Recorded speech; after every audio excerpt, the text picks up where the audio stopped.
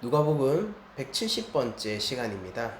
엠마오로 가던 두 제자라는 제목으로 누가복음 24장 13에서 27절까지 말씀을 전하도록 하겠습니다. 예수님이 부활하시고 나셔서 빈 무덤이 발견됐습니다. 그리고 예수님을 직접 본 것이 아니라 그 빈 무덤을 최초로 발견한 여성 집단은요, 천사를 보게 됐고요. 그리고 베드로도 그 소식을 듣고 무덤으로 가봤지만은 예수님을 발견한 건 아니고 천사를 발견한 것도 아니고 그냥 텅텅 비어있는 빈 무덤만 발견하게 됐어요. 그래서 당시에 좀 상황을 생각해 보면은 여성의 인권이 현대 사회와는 조금 다릅니다. 무슨 얘기냐면 법정에서 공식적인 증인으로서 채택이 될 때 여성은 일반적으로 제외되는 경향이 있었고요. 그리고 사회 전반적으로도 여성의 말을 신뢰하는 그런 분위기는 아니었었습니다. 그러니까 굉장히 가부장적인 그런 사회였는가? 굉장히 가부장적인 사회였던 거예요. 그런 상황 속에서 예수님의 부활이라는 믿을 수 없는 소식을 여성 집단이 증언자로 나서서 증인으로서 얘기를 한다. 이거는 사람들의 어떤 마음을 굉장히 싱숭생숭하게 그리고 미묘하게 만들었을 겁니다. 그러니까 예수님의 제자들은 그 이야기를 믿고 싶었겠죠. 그러니까 베드로도 불이 나게 달려갔던 거잖아요. 그렇지만은 그것을 전한 주체가 여성이라는 점에서 또 한편으로 이것을 정말로 신뢰해야 되는가의 고민도 있었을 겁니다. 무엇보다도 죽은 자가 살아났다라는 소식을 곧이곧대로 들을 만큼 그들은 어리석거나 혹은 믿음의 성숙에 다다르지 않은 상태였던 것이죠. 그래서 예수님을 따르던 사람들은 예수님이 부활했다라는 소식이 한편으로는 진실이기를 소망하면서도 또 다른 한편으로는 그러면 좋겠지만은 사실 이거 루머겠지, 그럴 리 없겠지 라는 생각을 동시에 품고 있거나 이 둘 사이에서 오락가락하고 이 뒤숭숭한 분위기를 가지고 있었던 것이겠죠. 무엇보다도 여성들만 또 그렇게 얘기하면 모르겠는데 베드로도 무덤이 비었다라고, 다른 누구도 아닌 베드로도 무덤이 비었다라고 얘기를 하고 다녔을 거니까 이제 베드로의 그런 증언까지 생각을 해보면은 혹시나 예수님이 부활하신 거 아닌가 뭐 이런 생각들도 사람들 사이에서 이렇게 왔다 갔다 했었던 것 같습니다. 그래서 예수님의 12제자는 아니지만은 예수님을 따르던 제자 무리 중에 두 사람이 그런 분위기 속에서 예루살렘을 떠나서 엠마오라는 도시로 이동을 하고 있었는데요. 그러니까 이게 이 명칭이 어디 지방을 얘기하는 건지 아직까지도 정확하게 저희들이 알지는 못합니다. 한 3개 정도 도시가 그 용의선상 위에 올라 있는 거 있는데 어디다라고 얘기는 못하지만 당시 지명으로서 이제 엠마오라고 불리던 예루살렘에서 한 11.1km 떨어져 있는 곳. 우리 오늘 본문에는 25리가 떨어져 있다라고 되어 있죠. 이게 원문을 보면 60스타디온이에요. 1스타디온이 180m 정도 됩니다. 180에서 185m 정도 됩니다. 센티미터 말고요. 그 정도 되고 그럼 60스타디온이 한 11km 조금 넘는 11.1km 정도 되는 거리인데 이제 그 정도 떨어진 엠마오라는 지방으로 가고 있어요. 그 왜 가고 있는지는 모릅니다. 뭐 볼 일이 있었겠죠. 근데 두 사람이 가면서 이 보니까 15절에 서로 이야기하며 문의할 때에라고 번역됐는데 이게 굉장히 격렬하게 토론하고 있다라는 뜻이에요.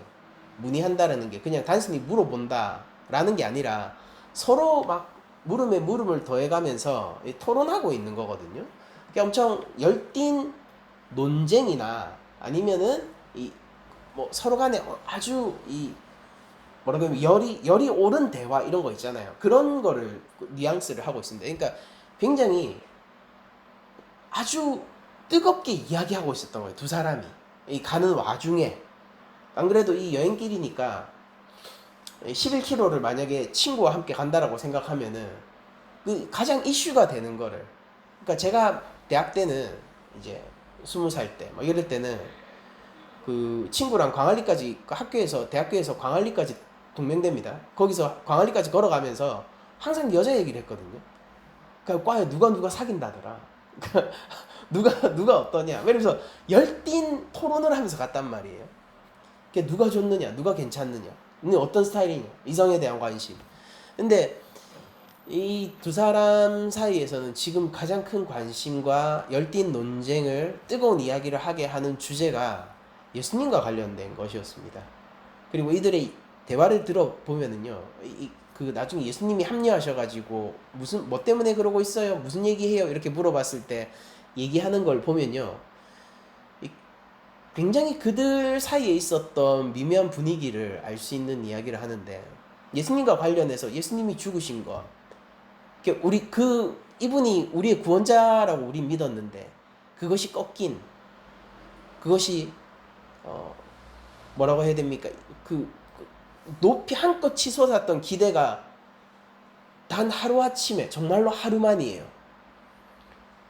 하루아침에 아침에 눈 떠보니 예수님이 법정에 서 있고 오후가 되니 죽어 있고 이런 하루아침에 우리 모든 기대가 사라진 그런 허탄함, 안타까움. 그러니까 또 한편으로는 이 빈무덤이 발견된 것에 대한 그들이 알 수 없는, 이걸 어떻게 해석해야 될지 알 수 없는 혼란. 근데 그 속에서 또 정말로 부활했으면 좋겠다라는 또 한편의 다른 소망들, 이런 것들이 느껴지게 되는데 굉장히 열이 올랐던 거예요. 근데 이게 아마 이 두 사람의 분위기를 대별하는 것이 아니라 이 두 사람 얘기하면은 그런 거를 모르는 사람도 있어요? 당신 그런 것도 모르고 있단 말이에요? 라고 얘기를 하는 걸로 봐서 이 두 사람 사이의 이 뜨거운 분위기가요, 예루살렘 전체의 분위기였던 것 같아요. 적어도 예수님을 따르던 사람들이요, 그 뜨거운 분위기 속에 있었던 것 같습니다. 그러니까 지금 일어난 상황을 어떻게 해석해야 되는가? 그러니까 한편으로는 절망하는 것이 당연한데 또 한편으로는 뭘 하고 싶냐면 소망을 품고 싶은 거죠. 그럴 만한 또 건덕지가 있기도 해요. 빈무덤이 발견됐고 예수님이 부활했다는 천사의 증언을 들은 사람들이 있고 베드로도 무덤에 아무것도 없다 이렇게 얘기를 하고 있고요. 이런 것들.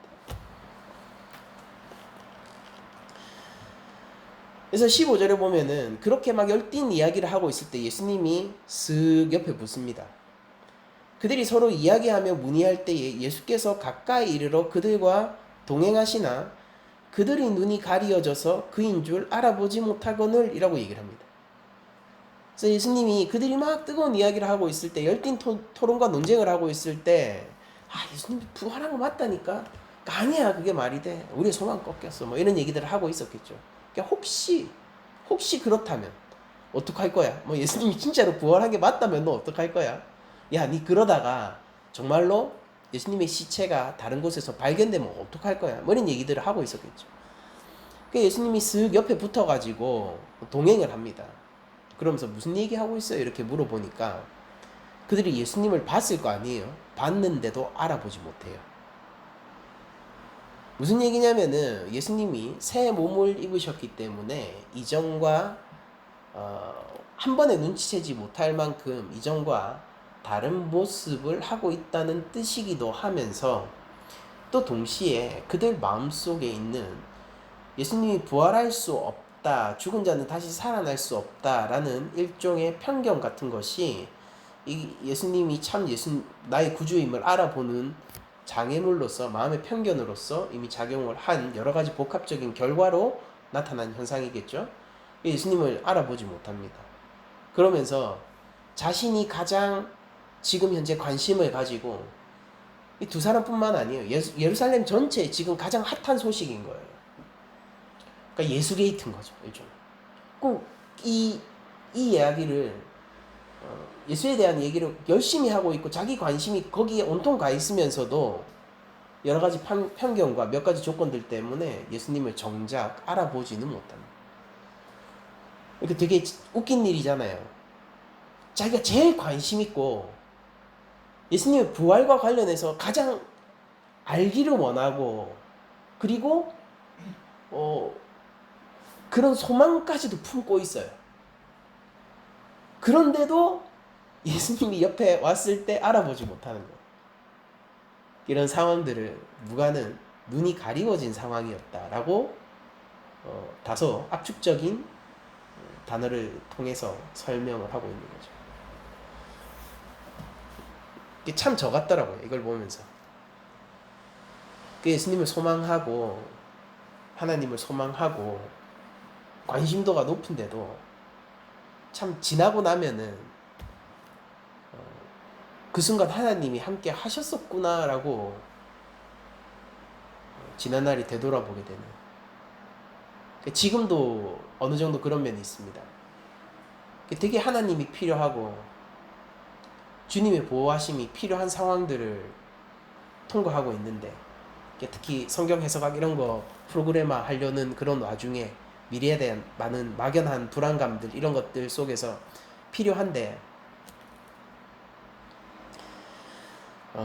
정작 하나님에 대한 관심도가 높음에도 하나님이 강렬하게 그 부분에 대해서 붙들고 있다라는 확신이라든지 아니면은 나를 지켜주시고 나와 함께하고 계시다는 그런 하나님의 현존 같은 것들을 잘 느끼고 있지 못한 것 같아요. 근데 어느 정도 알고 있죠. 또 시간 지나면은 그때 함께 하셨었지 뭐 이러고 말겠죠. 이 제자들이 꼭 그런 꼴이라는 거죠. 가장 관심도가 높은 그것에 대한 정답이 이 앞에 있는데도 알아보지 못하는 거예요. 이걸 이들의 어리석음이라고 불러야 할까요? 아니면은 이들의 태생적 한계라고 불러야 할까요? 어쨌든 알아보지 못하고 있는 것이죠. 그래서 예수님이 거기서 넌지시 이렇게 물어보시죠. 17절에 예수께서 이르시되 너희가 길 가면서 서로 주고받는 이야기가 무엇이냐 이렇게 물어보세요. 그러니까 두 사람이 멈춥니다. 걸음을.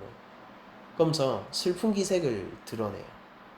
이 두 사람이 엄청 논쟁을 하고 있지만은 기본적으로 이들이 가지고 있는 감정적인 선은 뭐냐면은 슬픔이고, 왜 슬프냐?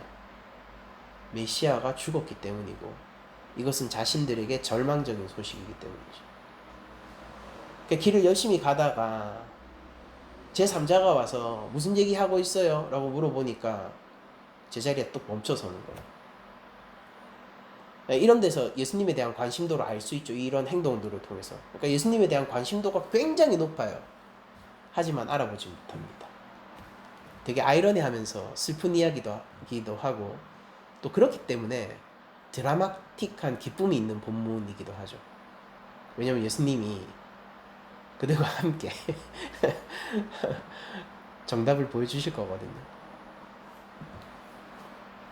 그래서 딱 멈춰서 가지고 이렇게 얘기하죠. 그 두 사람 중에 한 사람의 이름만 기록되어 있는데 글로바라고 하는 사람이 이제 이 이름이 기록되어 있어서 12제자 중 두 사람이 아닌 걸 알고 있는 겁니다. 우리가. 글로바라고 하는 사람이 이렇게 대답합니다. 당신이 예루살렘에 체류하면서도 요즘 거기서 된 일을 혼자만 알지 못하느냐? 모를 수가 없는데 뭐 외지인이에요? 예루살렘에서 오고 있으면서 이걸 모른단 말이에요. 이게 어이없어 하는 거죠. 너무나도 핫한 소식이기 때문에. 예수님이 물어봐요. 그러니까 무슨 일이에요? 이렇게 물어봐요. 이르시되 무슨 일이냐? 그러니까 대답을 합니다. 이르되 나사렛 예수의 일이니. 예수님의 일이에요. 예수님의 소식을 몰라요? 그는 하나님과 모든 백성 앞에서 말과 일에 능하신 선지자이거늘 이렇게 얘기합니다.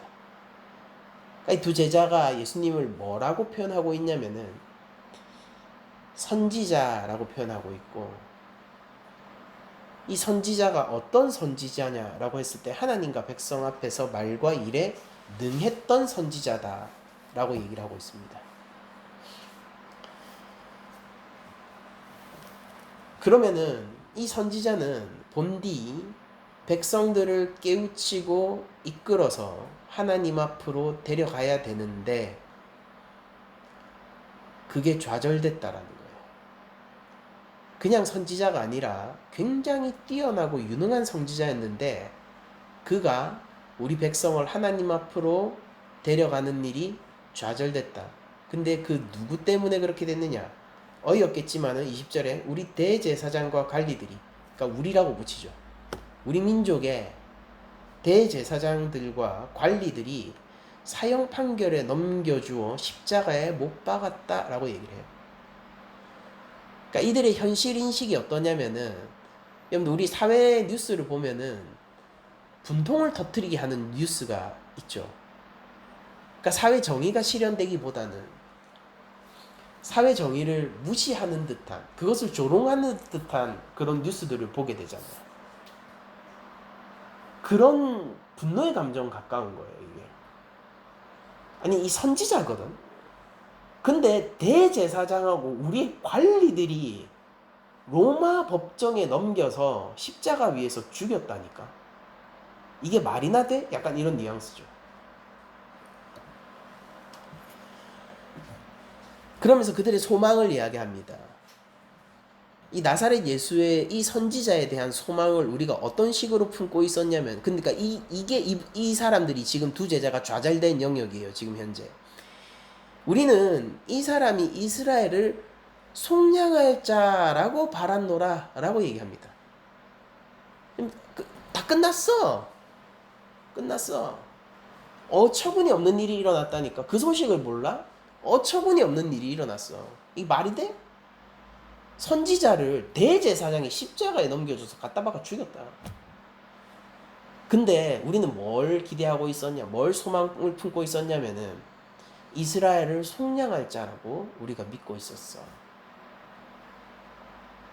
그러니까 이거는 이들의 인식이 예수님을 단순히 선지자라고만 생각했던 것이 아니라 구원자요, 메시아, 구약에 예언된 하나님이 직접 보내셔 그 자녀와 아버지의 마음을 화해시키고 돌리게 할 새로운 선지 엘리야였다라는 인식을 가지고 있었음을 보여주는 말이에요.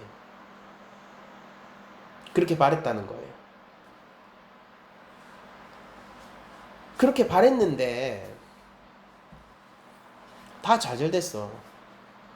근데 이 이야기가 지금 왜 이스라엘이, 예루살렘이 뒤숭숭하냐면은 다 끝난 거잖아. 우리 소망도 좌절된 거잖아. 근데 당신 들어보시오. 이것뿐만이 아니라니까요. 이렇게 얘기를 하면서 일을 이어가는 거예요.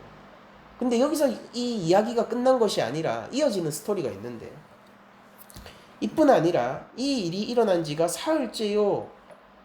그러니까 지금 벌써 사흘 전에 죽었고, 아니 어이없는 일, 선지자를 대제사장이 갖다가 로마에 넘겨가지고 십자가에 못 박여 죽은 이 일, 그 우리 메시아 소망이 좌절된 이 일이 3일이나 벌써 전에 지난 일인데, 근데 우리가 왜 그걸 가지고 이렇게 얘기하고 있냐면은 22절에 또한 우리 중에 어떤 여자들이 우리로 놀라게 하였으니 이는 그들이 새벽에 무덤에 갔다가 그의 시체는 보지 못하고 와서 그가 살아나셨다 하는 천사들의 나타남을 보았다 함이라 라고 얘기를 하고 있습니다. 벌써 사흘 전에 죽었고 우리 다 끝난 건데, 근데 어떤 여자들이 천사들이 증언을 듣고 오고 빈 무덤을 보고 왔는데 부활하셨다라고 얘기를 했었대. 이렇게 얘기를 해주는 거죠. 그러니까 이들의 기본 베이스가 뭐였습니까? 슬픔이에요. 좌절이에요. 소망이 꺾였다라고 판단했어요. 그 소망은 뭐였냐면은 우리를 속량할 자, 메시아, 그분이 오셨다라고 믿었는데 대제사장이 직접 나서서 밟아버린 거예요. 그 소망을. 진짜 어이없는 거죠. 그러니까 우리나라 왕이 예전 그 왕국시대를 생각해 봅시다. 우리나라에 왕이 왔는데요, 대리 통치를 하고 있던 사람이 직접 나서서 죽인 거예요. 그런 느낌이니까 백성들 입장에서 너무 세종대왕이 잡혀갔다가 오셨어요. 어디 잡혀갔다가 오셨는데 대리 통치를 하고 있던 그 대신 중에 한 명이 직접 나서서 죽인 겁니다. 세종대왕. 약간 이런 느낌인 거죠. 한국 사람으로 치면. 근데 모든 소망이 꺾였는데 혹시 소망되는 이야기가 진실일지도 몰라. 그분이 부활하셨다는 얘기가 있는 것 같아. 그냥 여자들 얘기면은 그렇다라고 하겠는데 24절에 보니까 우리와 함께 한 자 중에 두어 사람이, 여기엔 베드로도 포함되겠죠 당연히, 그 네임드란 말이죠. 예수님의 직접 제자 된 베드로, 두어 사람이 무덤에 가 과연 여자들이 말한 바와 같음을 보았으나 예수는 보지 못했다라고 얘기합니다. 빈 무덤은 있는데 예수님은 못 봤다고 하거든. 우리 슬픈데 절망에 빠졌는데 혹시 이 절망 속에서 우리를 다시 회복시켜줄 소식이 진실일 수도 있을 것 같아. 그럴 가능성은 낮겠지. 근데 그럴지도 모르잖아. 이런 얘기들을 예수님한테 해주는 거죠. 그러니까 이 그림 자체가 너무 아이러니하고 신기한 그림인 거죠. 이들이 그토록 바라고 이들을 실망하게도 하고 소망을 품게도 했던 그 주체가 바로 옆에 있는데, 바로 옆에서 이야기를 건네고 그 이야기하는 것을 듣고 있는데, 정작 이 엠마오로 가고 있던 두 제자는 예수님에 대한 열띤 토론과 소망과 실망과 이 모든 것을 토하면서 예수님과 관련된 이 부활의 사건, 빈무덤의 사건들을 토로하면서 모든 것에 해답되는 예수님은 알아보지 못하고 있는. 근데 여기서 예수님의 반응이요, 우리가 일반적으로 각본을 쓰거나 드라마를 쓴다고 하면은 어떻게 하겠습니까? 이 클라이막스를 어떻게 정리하겠어요? 그들의 눈을 띄어서 여기 있지, 부활했지 이렇게 보여주시는 걸로 끝나겠죠. 근데 예수님은 그렇게 안 하세요. 어떤 방법을 취하시냐고 하면은 설명해 주십니다. 무엇으로? 성경으로.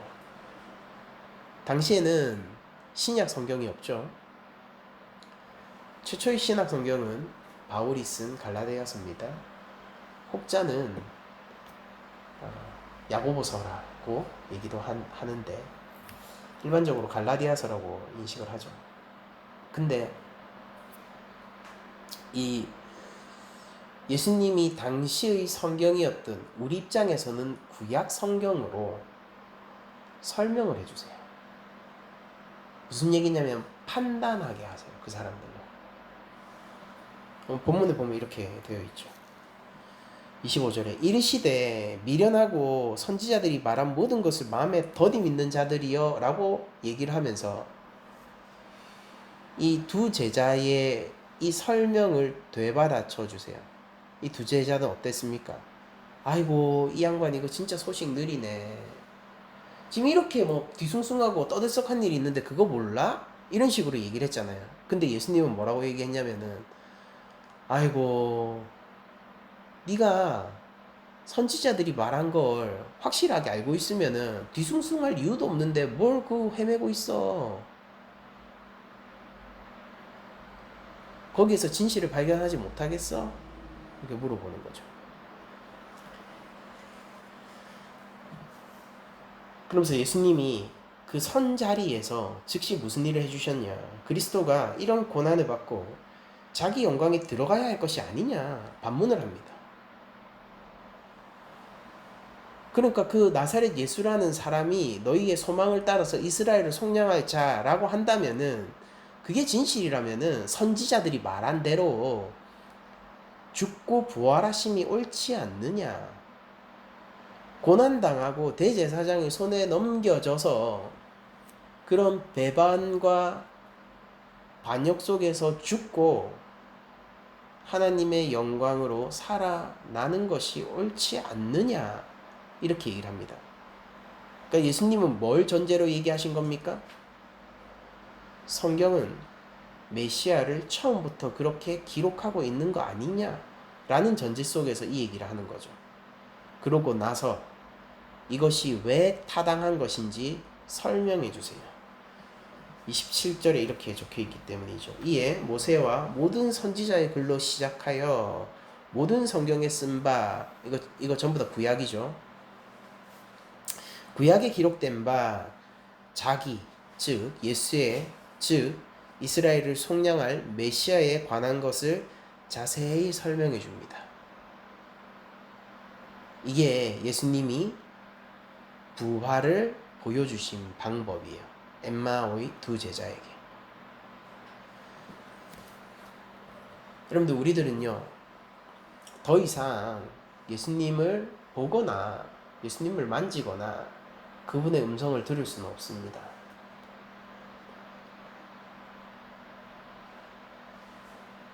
그렇지만 엠마오의 두 제자도 실질적으로 우리와 같은 상황이었어요.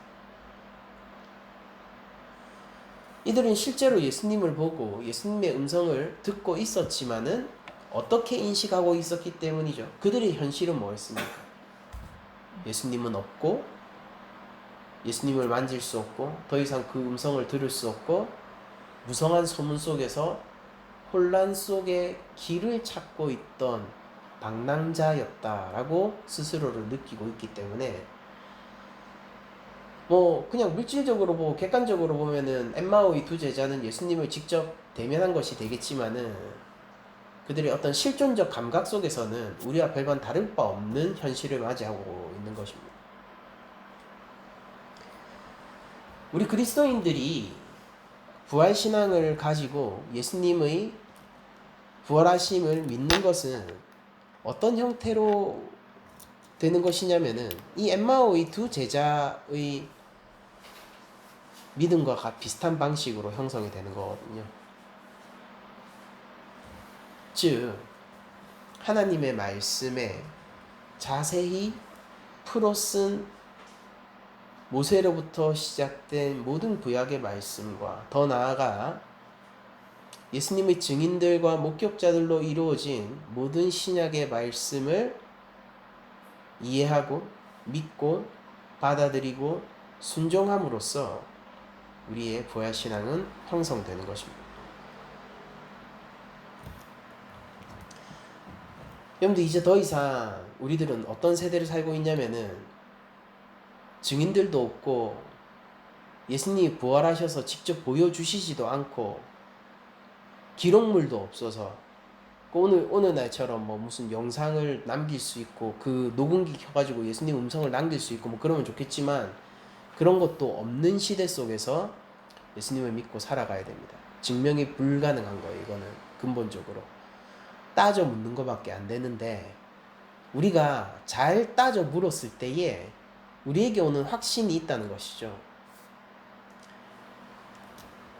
우리가 왜 하나님 말씀을 가까이 하고 이 성경 가운데에서 명백한 목적을 가지고 읽어야 하느냐면은 이 성경을 우리가 잘 따져 묻게 되었을 때 성경은 늘 언제나 답을 해주기 때문입니다. 우리가 성경이 지어진 바의 목적을 따라서 구원을 알기 위하여 성경을 바라보게 되면은 성경은 반드시 답을 준단 말이에요. 우리가 참으로 하나님을 소망하고 알기를 원하며 우리가 성경을 바라보게 되면은 성경은 언제나 그 따져 묻는 과정에서 답을 주게 됩니다. 그리고 그것은 실질적으로 무엇과 다를 바 없냐면은 하나님이 직접 말씀해 주시는 것과 다를 바 없는 경험입니다.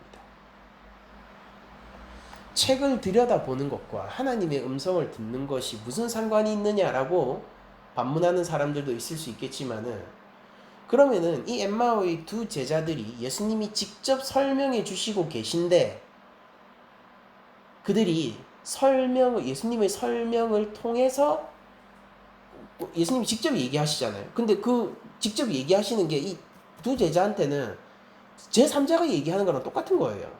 그들의 감각 경험 속에서는. 그렇지만은 그 말을 통해서 결국 예수님을 발견하게 됩니다. 이 본문이 두 번 자른 거라 가지고 다음 주 설교를 한 번 더 하면서 이 두 제자 이야기가 마무리되겠지만은, 우리가 마무리를 보면은 그들이 결국 예수님의 이런 설명과 하나님 말씀을 통해서 다시 예수에게로 도착하게 되거든요. 그러니까 웃긴 거죠. 지금 눈앞에 예수님이 있어요. 즉시 도착, 그러니까 그들은 이미 도착한 상태인 거죠, 예수님에 대해서. 그런데도 실제 그들이 예수님에게 어떻게 도착하느냐면 한참 돌아 도착합니다. 먼 옛날 에덴 동산으로부터 시작하여서요.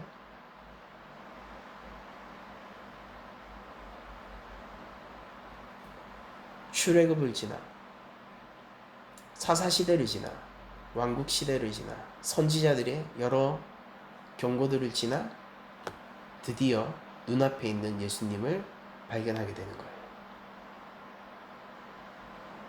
여러분들, 하나님이 우리와 언제 함께 하십니다. 그러니까 우리가 하나님을 구하면서 살면은요, 한편으로 우리는 이미 도착해 있는 거예요. 하나님 우리 곁에 이미 존재하시기 때문이고 성령님이 우리 가운데 임재하셨기 때문입니다. 그러나 우리가 실제로 하나님에게 도착하게 되는 것은 어떤 과정을 거치게 되냐면은 에덴 동산부터 시작하는 겁니다. 아주 비효율적이죠. 멀리 돌아가는 거예요. 하지만 하나님이 원하시는 건 뭐냐면은 말씀을 통하여서 우리가 노예나 종된 입장이 아니라 우리의 자발적 의지를 들여서 우리가 자발적으로 순종하고 자발적으로 함께하기를 원하고 하나님과 자발적으로 교제하기를 원하는 자녀로서 도착하기를 바라고 계십니다. 탕자의 비유를 보면은 탕자는 언제나 아버지와 함께 있었습니다. 왜냐면은 아버지가 그 탕자를 떠나지 않기로 결정했기 때문이죠. 아버지의 집에 처음부터 있었어요. 그런데 탕자가 실제 아버지의 집에 진정한 의미의 도착을 하게 되는 것은 아주 먼 길을 떠나서 여행한 이유죠.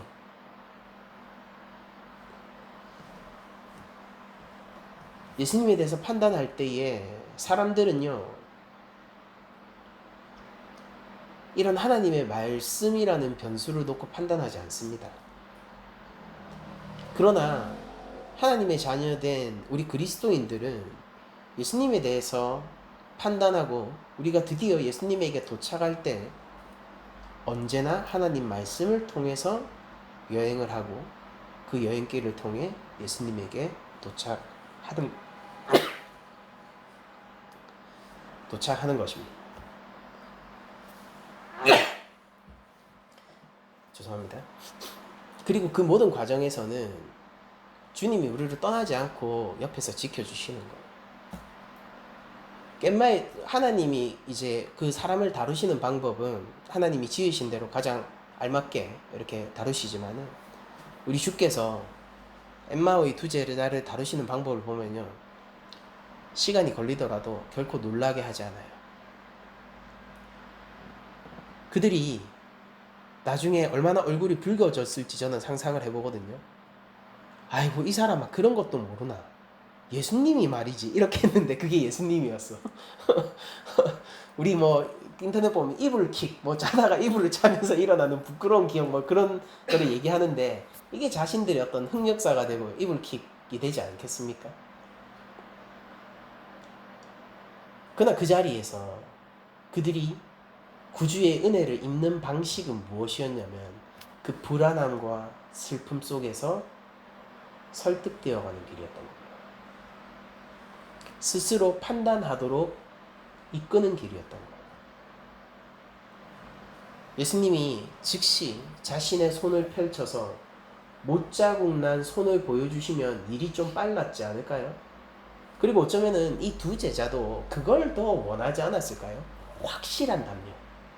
확실한 답. 예수님이 즉시 창자국이 난 허리를 보여주며 도마에게 했던 것처럼 손가락을 넣어봐라 라고 했으면은 일이 훨씬 빠르게 해결되지 않았겠습니까? 그리고 이 두 사람도 그런 확실함을 원하지 않았겠어요? 그런데 예수님은 그들을 슬픔 속에 남겨두는 길을 선택하세요. 혼란 속에 남겨두는 길을 선택하세요. 그리고 이렇게 얘기하죠. 그 난리 소문과 소문 가운데서 스스로의 힘으로 자발적으로 진리를 알 수 있는 방법을 알려주세요. 그게 예수님이 자신의 제자를 찾는 방법이었습니다.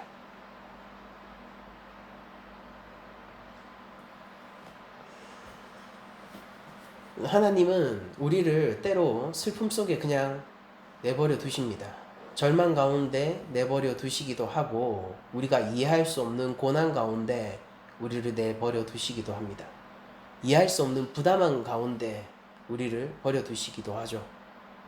왜 그런지는 우리가 하나님이 아닌 이상 알 수 없지만은 적어도 우리들이 알 수 있는 건 뭐냐면은 그 모든 어려움과 고난이 하나님이 직접 자기 자녀를 찾으시는 선한 방법이라는 거예요. 그리고 그 가운데서 우리가 드려야 하는 것은 우리 스스로 생각하고 결정하고 동의하여 순종하는 것입니다. 많은 사람들이 이렇게 기도해요. 하나님 확실하게 보여주시기만 하면은 그 아프리카 가라고 해도 제가 갈게요. 나타나서 얘기를 해주세요. 하나님은 그 방법을 선택하지 않으세요. 하나님이 선택하고 싶은 것은요, 하나님이 찾고 싶은 자녀는요, 굴복하는 자녀가 아니라 기쁨으로 순종하는 자녀이기 때문입니다. 예수님이 찾고 싶은 제자는요, 예수님 여기 있네? 그러면 무릎 꿇어야지. 이런 제자가 아니라 난리의 소문과 소문 사이에서도 흔들리지 않고 복음의 길을 스스로 선택하고 판단할 수 있고 하나님의 말씀을 따라서 믿음을 선택할 수 있는 제자들을 예수님은 찾고 싶기 때문입니다. 쉬운 방법은 참 많습니다. 우리가 딱 생각해 봤을 때 우리가 하나님이 아니다 하더라도 쉬운 길은 그리고 깔끔한 길은 참 많아요. 그러나 그 가운데에서 선한 길은 극히 드물고요. 그 가운데서 하나님의 공의를 만족하는 길도 극히 드뭅니다. 우리가 살아가면서 생각해야 되는 부분이 이 부분인 것입니다. 우리가 고난 가운데 있을 때, 우리가 어려운 가운데 있을 때 딱 생각해 봤을 때 깔끔하고 쉬운 길, 그리고 우리가 소망할 만한 길, 이런 것들은 참 많죠. 문제는 단순히 의문의 해결이나 사건의 해결이 아니에요. 그 가운데서 하나님의 공의를 만족하고 그 가운데서 선한 성질을 가진 길을 찾는 것은 매우 신중하고 어려운 일이고 여러 갈래의 선명한 길에 비해서 흐릿해 보이기도 하고 멍청해 보이기도 하는 좁은 길이라는 것입니다. 엠마의 두 제자는 예수님에게 그런 식으로 훈련을 받고 있는 것입니다.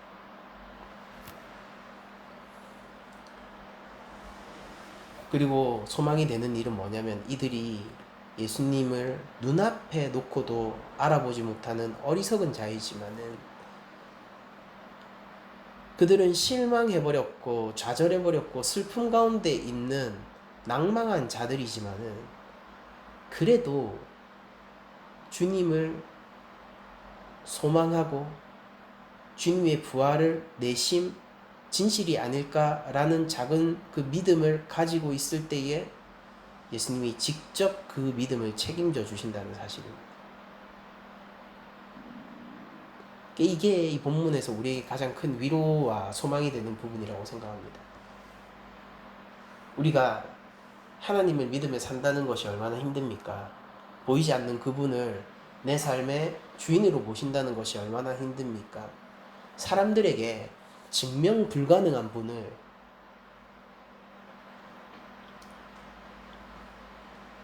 내 삶의 인도자라고 공표하면서 사는 것이 얼마나 우리를 바보처럼 만드는 길입니까?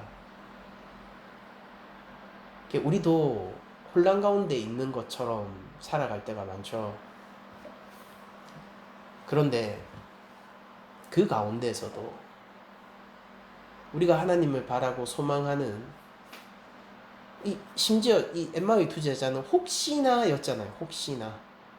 근데 그 정도의 믿음만 있다 하더라도요, 하나님께서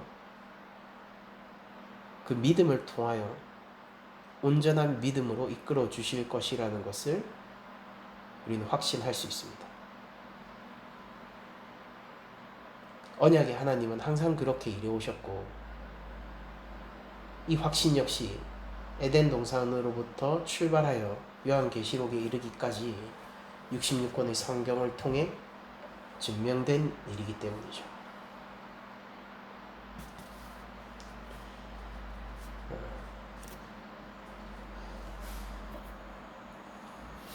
엠마오로 가던 두 제자를 통하여서 우리 낮은자리 교회가 예수님을 믿어가는 방식에 대해서 좀 배워보기로 합니다.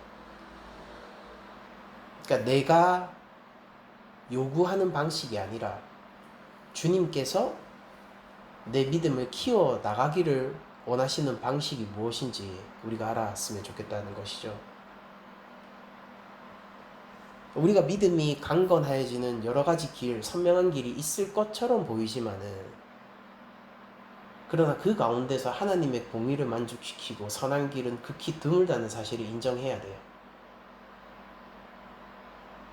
우리에게 선한 많은 길이 보이는 것처럼 인식이 될 수 있어요.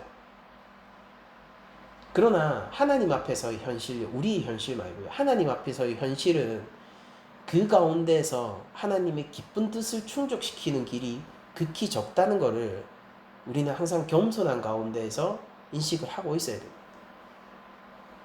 중요한 것은 무엇이냐면은 그냥 내가 제자가 되는 게 아니라 하나님이 원하는 방식의 제자가 되는 거예요. 중요한 것은 무엇이냐면은 내가 이렇게 하면 성숙한 제자가 되겠어요 라는 그 나의 계획이 아니라 주께서 이끌기를 원하시는 계획과 길이 가장 중요한 것입니다. 계획을 하지 말라는 게 아니라 하나님의 뜻 앞에서 언제든지 계획을 꺾을 수 있어야 한다는 뜻이에요.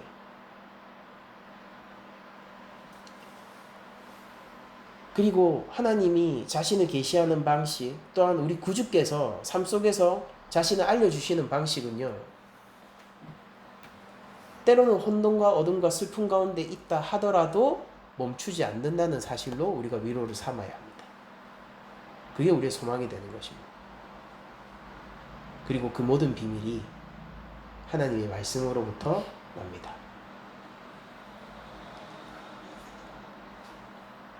그러므로 여러분, 우리가 더욱더 하나님의 말씀을 통하여, 주의 말씀을 통하여 그리스도를 향해 나아가기를 소망했으면 좋겠고, 그 소망 대신 주께서 또 다른 한편으로는 이미 우리 곁에서 우리를 지켜주심을, 우리의 그 보잘것없는 작은 믿음을 통하여서 온전한 믿음을 보장하여 주실 것임을 우리가 믿고 안심했으면 좋겠다 라는 생각을 하게 됩니다.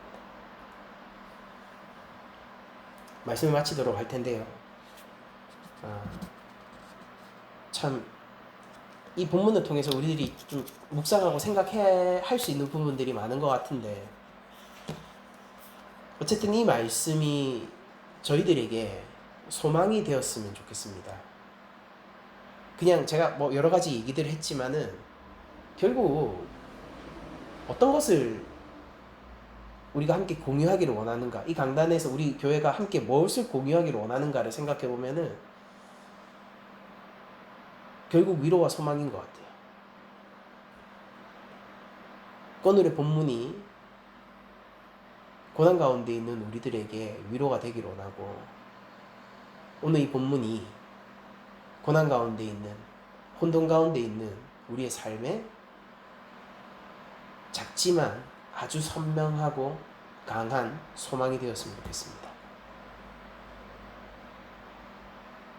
모든 것을 아는 것이 중요한 것이 아니라 하나님의 뜻을 따라서 인도되고 있는 것이 훨씬 중요합니다. 내가 안심하고 있는 이 감정 상태가 중요한 게 아니라 실제 안전한 환경 가운데 있는 게 훨씬 중요합니다. 우리가 더욱더 그리스도 안에서, 우리가 더욱더 이 믿음 안에서 우리 삶을 강하게 소망하기를 축원드리며 모든 말씀을 마치도록 하겠습니다.